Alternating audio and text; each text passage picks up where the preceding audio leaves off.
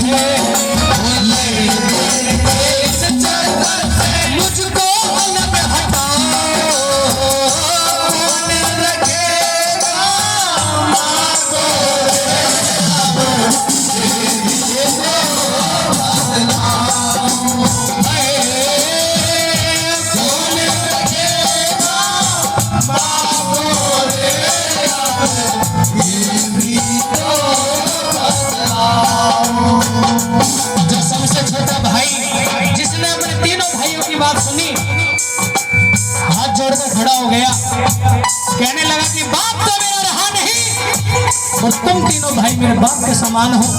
उस माँ के कर्जा को मैं कैसे उतारूं जिसने अपने खून से खींचकर मुझे बड़ा किया। आज उस माँ को मैं कैसे धक्का दे दूं।